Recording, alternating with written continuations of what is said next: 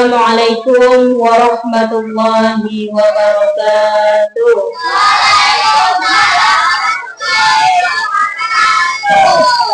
Hari ini hari Rabu, pelajaran Tauhid atau kitab Aqidatul Awam. Nah, kita memulai belajar Aqidatul Awam. Tapi sebelum memulai kitab Aqidatul Awam ini, kita terlebih dahulu mengirimkan Al-Fatihah kepada Nabi, kepada ulama, kepada sahabat, dan habis itu Ibu ceritakan dulu sejarahnya kitab Aqidatul Awam, ya. Pertama kita tawasul dulu sama-sama. Ilahullahi Nabi Mustafa Rasulullah sallallahu alaihi wasallam wa alihi wasallam. Al-Fatihah. A'udzu billahi minasy syaithanir rajim. Bismillahirrahmanirrahim. Alhamdulillahi rabbil alamin. Ar-rahmanir rahim. Maliki yaumiddin. Iyyaka na'budu wa iyyaka nasta'in. Ihdinas siratal mustaqim. Siratal ladzina an'amta 'alaihim ghairil maghdubi 'alaihim waladdallin. Waghfirli wal walidayya wal mu'minina amin. ثم إلى الإخوان من الأنبياء والمرسلين والأولياء والشهداء والصالحين والصحابة والتابعين والعلماء العاملين والمصنفين المخلصين وجميع الملائكة المقربين خصوصا سيدنا الشيخ عبد القادر الجيلاني الفاتحة. أعوذ بالله من الشيطان الرجيم. بسم الله الرحمن الرحيم. الحمد لله رب العالمين. الرحمن الرحيم. مالك يوم الدين. إياك نعبد وإياك نستعين. اهدنا الصراط المستقيم. صراط الذين أنعمت عليهم غير المغضوب عليهم ولا الضالين. Kekhususan kepada penulis kitabnya Syekh Al-Imam Al-Allamah Ahmad Al-Marzuki Al-Maliki. Al-Fatihah. A'udzu billahi minasy syaithanir rajim. Bismillahirrahmanirrahim. Alhamdulillahi rabbil alamin. Ar-rahmanir rahim. Maliki yaumiddin. Iyyaka na'budu wa iyyaka nasta'in. Ihdinas siratal mustaqim. Siratal ladzina an'amta 'alaihim ghairil maghdubi 'alaihim waladdallin. Waghfirli wa liwalidayya wal mu'minina amin. Alhamdulillahirabbil alamin. Bismillahirrahmanirrahim. Nah, Ibu kenalkan dulu lah sejarah singkatnya kitab Aqidatul Awam. Jadi kitab Aqidatul Awam itu ditulis oleh siapa itu ditulisannya? Syekh Ahmad Al-Marzuki Beliau siapa beliau? Beliau itu dilahirkan di Mesir, kemudian pindah ke kota Mekah dan mengajar di sana hingga diangkat menjadi mufti mazhab Maliki. Nah, kalau yang kemarin kitab Jazariyah mazhab apa? Imam Syafi'i. Nah, kalau beliau ini mazhab Imam Maliki. Nah, jadi kitab Aqidatul Awam ini ceritanya beliau ini Syekh Al-Marzuki ini, Ahmad Al-Marzuki ini bermimpi bertemu Rasulullah dan para sahabatnya. Waktu pada malam Jumat awal bulan Rajab hari ke-7 tahun 1258 Hijriah. Beliau mimpi itu di pas malam Jumat, kan malam yang bagus. Rasulullah SAW itu berkata kepada Ahmad Al-Marzuki. Beliau bilang apa? Nabi bilang apa? Bacalah nazam tentang tauhid, barang siapa yang menghafalnya, barang siapa yang hafal ini, makanya kalau bisa kalian hafal ya ini ya, harapannya bisa sampai hatam dan bisa hafal. Barang siapa yang hafal maka akan masuk surga dan memperoleh tujuan yang baik yang sesuai dengan Al-Quran dan As-Sunnah. Dijamin. Nih kitab ini dari Rasulullah langsung. Imam Ahmad Al-Marzuki itu hanya perantara. Jadi ketika seperti itu, Syekh Al-Marzuki itu langsung menjawab, "Nazam apa itu wahai Rasulullah?" Katanya kan. Para sahabat Nabi berkata kepada sang pengarang nazam, "Dengarkanlah apa yang hendak disampaikan oleh Rasulullah SAW." Kemudian kanjeng Nabi berkata, mengucapkan itu, bacaannya itu, "Abda'u bismillahirrahmanirrahim" sampai habis, sampai kepada bait ke-26. Itu ucapan Nabi Muhammad semuanya kepada Syekh Al-Marzuki itu. Sampai bait 26. Coba dilihat bait 26-nya. Mana bait 26? Bahkan ilmu Aqidatul Awam ini ilmu wajib yang harus dipelajari, ilmu wajib yang dasar. Siapapun tidak memandang dia udah jabatannya udah tinggi, udah S2, udah profesor sekalipun, kalau belum belajar ini tetap harus belajar yang ini, karena ini ilmu dasar, tauhid dasar untuk mengenal Allah, mengenal Rasulnya, mengenal Nabi, mengenal sifat-sifat wajib Allah, sifat mustahil Allah, sifat jaiz Allah, semuanya dijelaskan di sini. Bahkan Rasulullah sendiri yang memberikan, yang mengajarkan ini. Ya, sejarah singkatnya seperti itu. Kemudian ketika pengarang nazam ini terbangun dari mimpinya, beliau itu langsung membaca ulang yang dimimpikan itu, langsung hafal. Kalau kita kan mimpi biasa lupa, ya kan? Lupa enggak? Kalau beliau ini dalam mimpi dah dapat langsung kayak gini, langsung hafal. Ini beliau dapat dalam mimpi, langsung hafal, maka langsung ditulis, jadilah kitab seperti ini. Nah, dari bait yang 27 ke bawah, nah beliau yang menambahkan. Jadi dari bait awal sampai ke 26 itu Rasulullah SAW sendiri yang memberikan. Jadi perkataan itu dari Rasulullah ini dapatnya, makanya kalau bisa dihafalkan, ya. Paham kan? Nah, mungkin itu dulu lah kilas sejarah singkatnya ya. Nanti lebih lanjutnya nanti kita lanjut ke nazamnya dulu. Yuk, Ibu ajarkan dulu dari bait pertama sampai bait keempat kita baca sama-sama. Yuk, udah siap? 1, 2, 3. Bismillahirrahmanirrahim. Abda'u bismillahirrahmanirrahim.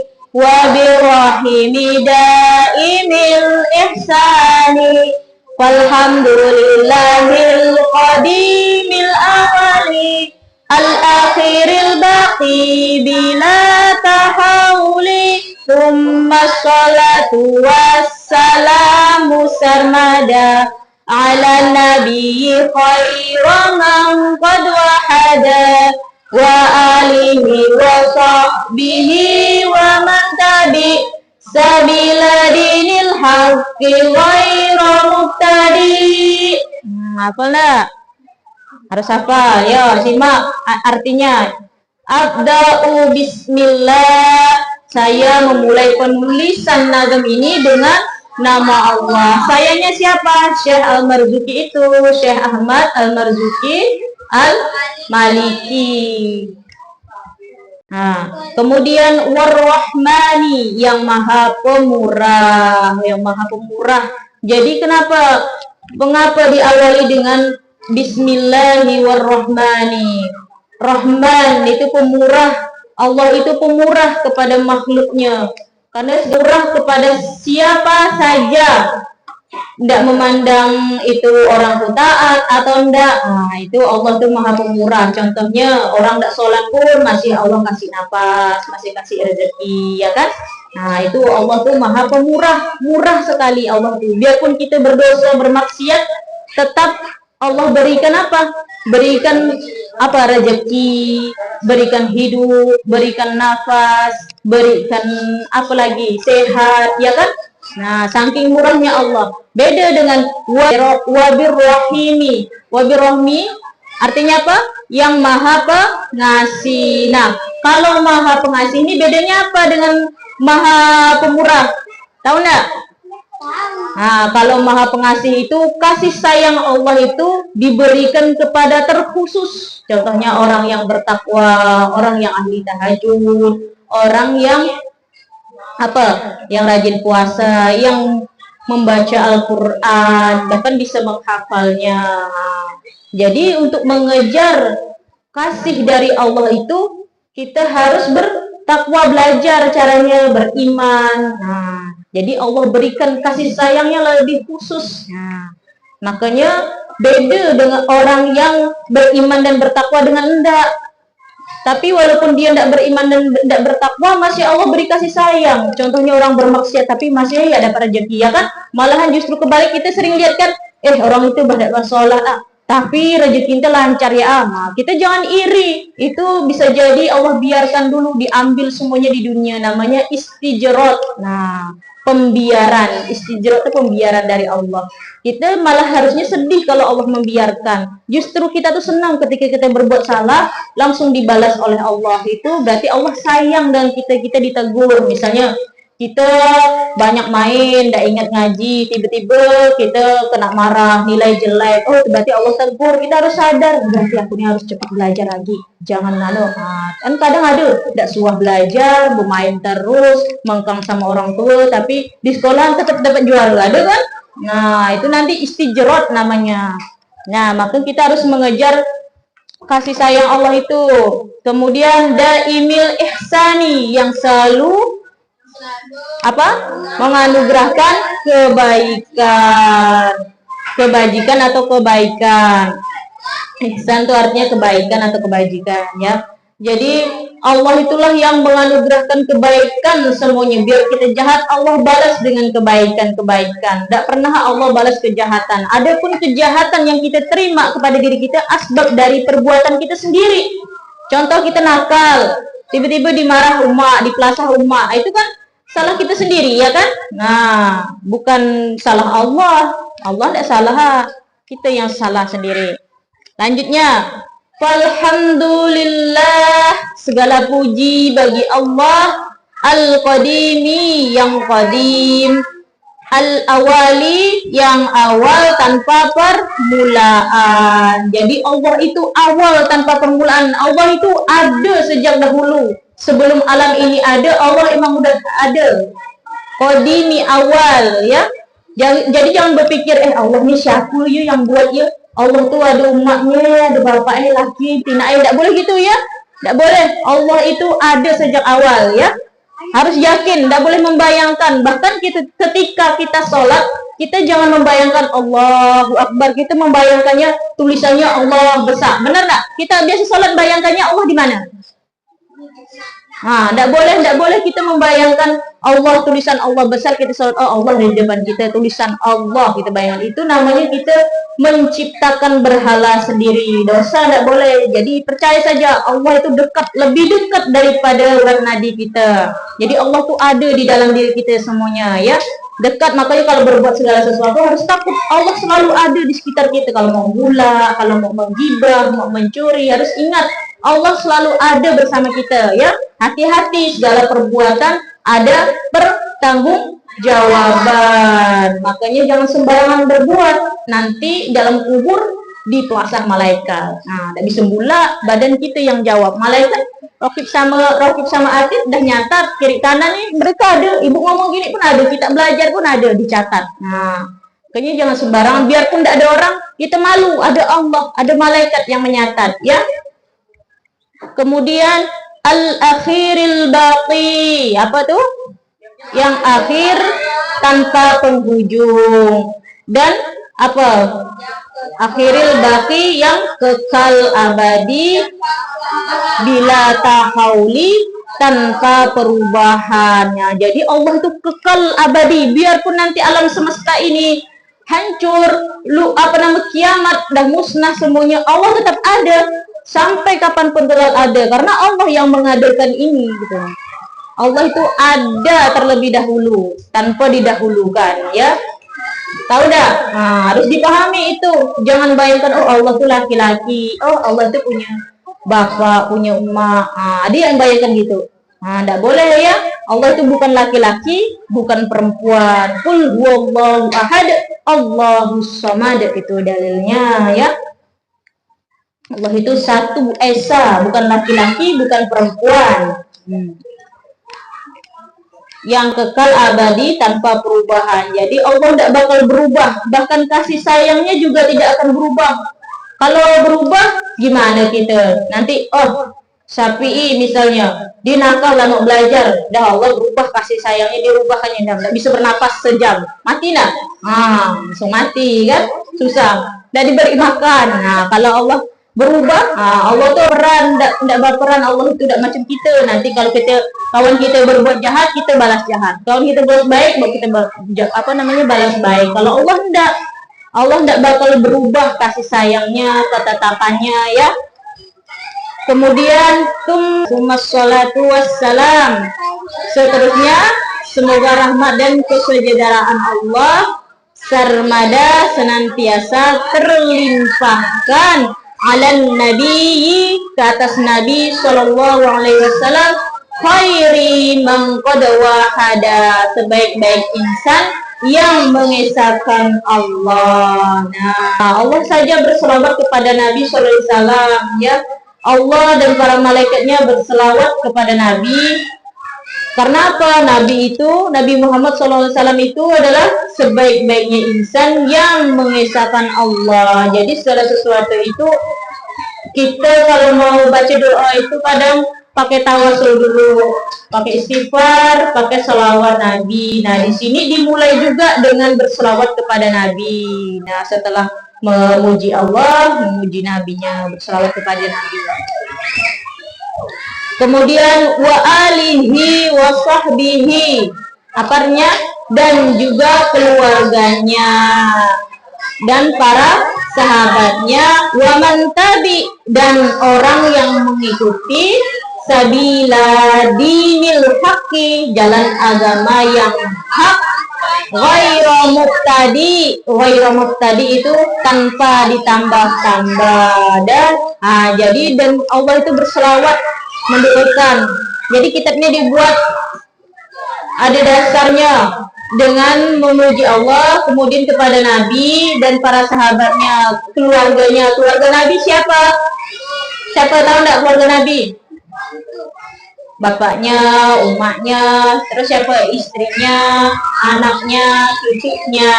Nah, para sahabatnya dan orang yang mengikuti di jalan agama yang hak. Jadi siapa keluarganya Nabi? Orang tuanya, ibunya, terus siapa lagi?